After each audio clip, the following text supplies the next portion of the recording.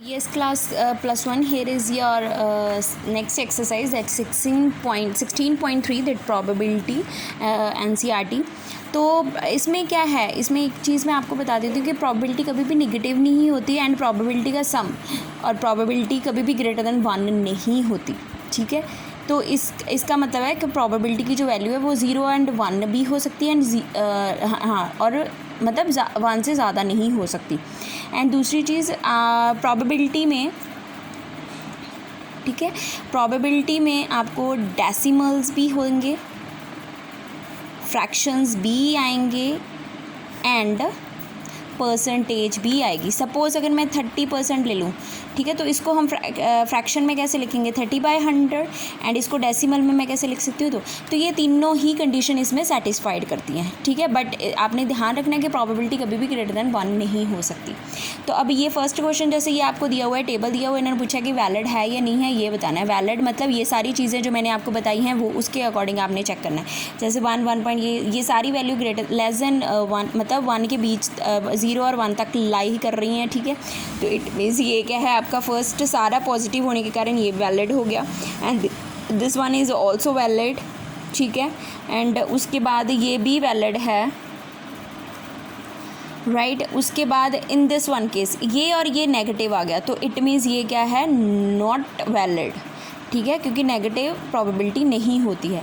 इसमें क्या है, ये भी वैलिड है, ये भी वैलिड है, ये भी वैलिड, ये भी, बट ये आ गया 15/14 that is the more greater than which is greater than 1 हो गया। ये ग्रेटर दैन 1 होने के कारण कंडीशन नॉट वैलिड की ये हो गई है, ठीक है। तो I hope so this one question is clear. Next question क्या है, कहते हैं कि a coin is toss twice, what is the probability at least 1 tail occur, ठीक है। तो कितना बोला है उन्होंने, 2 कॉइन है, वो 2 टाइम टॉस कर रहे हैं, तो टोटल आउटकम कितनी बननी चाहिए मेरी फ़ोन, मैंने सैम्पल स्पेस बना दिया। तो एटलीस्ट 1 मतलब कम से कम एक तो होना चाहिए या इससे ज़्यादा भी हो सकता है, ठीक है। तो एटलीस्ट 1 का ये मतलब होता है। तो मैंने इसमें से निकाल लिया टेल कहाँ कहाँ, ये है और ये है और ये है, तो ये 3 आ गई।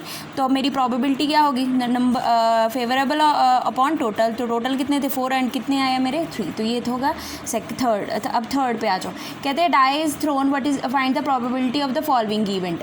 फर्स्ट आपको बोला हुआ है a prime number will be appear, तो मैंने सैम्पल स्पेस बना ली, तो डाई है 1 2 3 4 5 6 आ गया, ठीक है।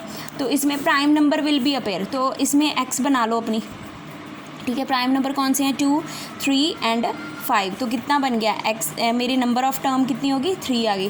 तो इसकी प्रोबेबिलिटी क्या होगी, पी प्रोबेबिलिटी ऑफ एक्स कितनी बन गई है मेरी 3/6, क्योंकि ये कितनी थी टोटल 6, तो आंसर कितना आ गया मेरा 1/2।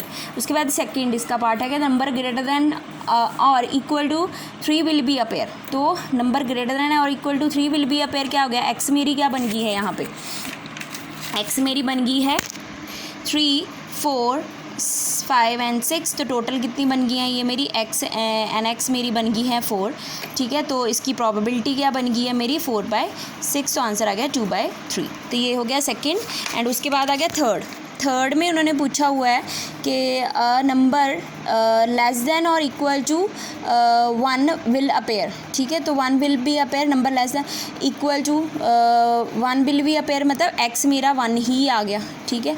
तो मेरा टोटल इसका कितना बन गया 1, तो इसकी प्रोबेबिलिटी मेरे पास क्या बन गई 1/6। उसके बाद आ गया फोर्थ पार्ट में नंबर मोर देन 6, तो कुछ भी नहीं है, तो उसके लिए मैं क्या लिखूँगी, कुछ भी नहीं, तो मतलब एन वो किसके इक्वल हो गया 5 एंड एन एक्स मेरा भी क्या हो गया 0, तो प्रोबेबिलिटी पी एक्स कितनी होगी 0/6 दैट इज़ इक्वल टू 0।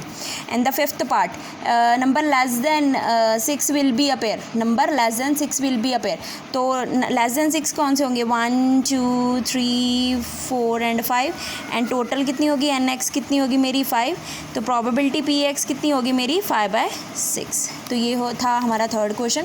उसके बाद आ गया फोर्थ वार, कहते कि अ card is selected from the pack of 52 का पैक है, ठीक है। तो फर्स्ट ए पार्ट उन्होंने पूछा हुआ है how many points are there in the sample space, ठीक है। तो सैम्पल स्पेस में कितने पॉइंट हो गए, ऑब्वियस है 52 पॉइंट्स, ठीक है। तो टोटल कार्ड कितने होते हैं 52, तो मैं लिखूँगी 52। Calculate the probability that the card is an ace of spade के पास एस कितने, अब ये देखो जो 52 कार्ड है वो क्या बनता है, स्पेड्स बनता है, फिर उसके बाद उसमें देन हार्ट आता है, फिर डायमंड आता है, ठीक है, और एक और चीज़ होती है, ठीक है। इन सब में 1 एस होता है जिसको हम इक्का बोलते हैं, एक होता है। ये दोनों ब्लैक वाले होते हैं और ये वाले रेड वाले होते हैं। तो सब में क्या होता है 1 तो ऑब्वियस है। अब उन्होंने बोला है कि एस कार्ड कितने होंगे, ठीक है, card probability of card in spade में सिर्फ कितना होगा, इस एक ही होगा। तो मेरी प्रोबेबिलिटी क्या बन जाएगी, P X is equal to 1/52। तो ये मेरा बी का आंसर हो गया। उसके बाद आ गया सी। उसके बाद इन्होंने बोला था calculate the probability of an ace and black card. तो एस कितने हैं, ठीक है, यहाँ पे एस है, ठीक है। प्रोबेबिलिटी एस कितने होते हैं, एस मतलब यहाँ पे सब में मैंने बोला ना, अब सब में इंक्लूडिंग जाएंगे। तो ओवरऑल एस कितने हो गए, इसके पास एक होता है, एक इसके पास एक, इसके पास टोटल कितने हो गए, एस हमारे पास 4 हो गए, ठीक है। एंड उसके बाद आ गया देन ब्लैक कार्ड कितने हैं, ये दोनों ब्लैक में होते हैं, मतलब 13 इसके पास होते हैं, 13 इसके पास होते हैं। तो टोटल कितने हो गए 13, 26। तो आप यहाँ पे पहले लिखोगे, पहले मैं इसको जो एस है, एस की प्रोबेबिलिटी निकाल लेते हैं। तो वो हो गया 4/52 that is equal to 1/13। And उसी के बीच में उन्होंने बोला प्रोबेबिलिटी ऑफ ब्लैक कार्ड की। तो ब्लैक कार्ड की मैं निकालने जा रही हूँ, दैट इज़ 26/52। तो आंसर कितना आ गया 1/2, ठीक है। तो I hope so this one concept is clear also. Then 5th one question क्या है आपका, a fair coin with the 1 mark on the one face and 6 on another one, and fair die toss both the number of selected turn up 3 and 12, ठीक है। तो total क्या हो गया मेरा 2 × 6, ठीक है, एक कॉइन है और एक डाई चल रहा है। तो टोटल कितना हो गया 12 आउटकम बननी चाहिए मेरी, कितनी होगी 1 1 1 2 1 3 then 1 4 1 5 1 6 then 6 1 6 2 then 6 3 and then 6 4 then 6 5 then 6 6, ठीक है। तो ये मेरा हो गया। अब उन्होंने बोला है first sum of number turn up 3 तक हमने देखना है, जो टर्न हमें 3 देते हैं। सम ऑफ नंबर कौन से, सिर्फ ये ही देते हैं मुझे 3, तो मैंने ये लिख दिया, ठीक है। तो इसमें एन ए नंबर कितने बन गए मेरे 1, तो इसकी प्रोबेबिलिटी क्या बन गई मेरी 1 टोटल कितने थे मेरे 12, ठीक है। उसके बाद आ गया इसका second part, the sum of turn up 12 जो सीधा मुझे 12 बनाता है वो कौन सा है मेरा, तो वो भी कितना बन गया मेरा, वो भी मेरा बन गया 1। तो मैं लिखूँगी P B is equal to 1/12, ठीक है। अब उसके बाद आ गया 6th क्वेश्चन, कहते हैं there are 4 men and 6 women in the city council. If the one member is selected for the committee at random, how likely is it a woman, ठीक है। तो नंबर कितने हैं टोटल, ठीक है। तो मैंने वो लिख लेते हैं 4 + 6 दैट इज़ इक्वल टू 10, ठीक है। तो उसमें उन्होंने बोला है वोमेन कितनी है, तो वोमेन हमें कितनी दी हुई है, नंबर ऑफ़ वोमेन मुझे दी हुई है 6। तो सिलेक्ट कितनी की हुई है, तो इसकी प्रोबेबिलिटी क्या बन जाएगी, उसकी प्रोबेबिलिटी बतानी है, दैट इज़ 6/10। आंसर कितना आ गया मेरा 3/5, ठीक है जी। उसके बाद आ गया 7th क्वेश्चन।